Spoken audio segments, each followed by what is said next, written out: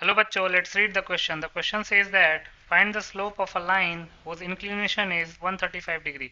इस क्वेश्चन में ऐसे लाइन का स्लोप निकालना है जो लाइन का इंक्लिनेशन 135 डिग्री है. बहुत ही सिंपल सा क्वेश्चन है. पहले हम की कॉन्सेप्ट लिख लेते हैं. की concept.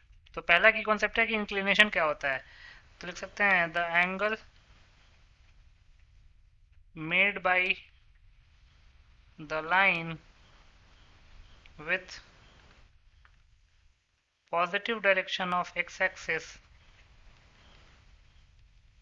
in anti-clockwise direction is the inclination of that line. कहने का मतलब क्या है कि वो लाइन पॉजिटिव एक्स एक्सिस के साथ एंटी क्लॉकवाइज डायरेक्शन में कितना एंगल बना रहा है, वही उस लाइन का इंक्लिनेशन कहलाता है. और अगर इंक्लिनेशन मिल गया तो स्लोप निकालने का तरीका क्या होता है. If theta is the inclination of that line, then tan theta will give the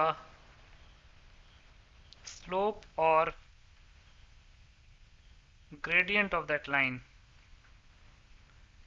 कहने का मतलब है कि अगर लाइन का इंक्लिनेशन थीटा है तो tan थीटा उस लाइन का स्लोप दे देगा.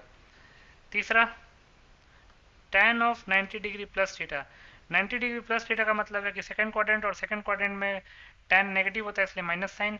और जब भी 90 डिग्री प्लस थीटा या फिर 90 डिग्री माइनस थीटा होता है, उस केस में tan जो है वो कॉट में कन्वर्ट हो जाता है, तो ये जगह माइनस कॉट थीटा. इन तीनों की कॉन्सेप्ट को यूज करके इस क्वेश्चन को सॉल्व कर लेते हैं.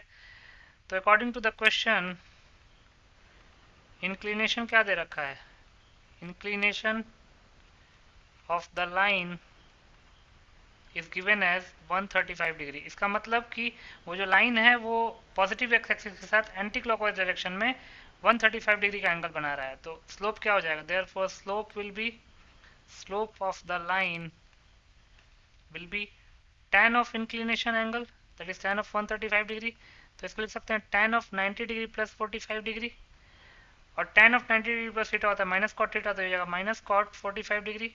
और कॉट 45 डिग्री की वैल्यू होती है 1, तो ये जगह -1. इसका मतलब हमारा आंसर आ गया -1.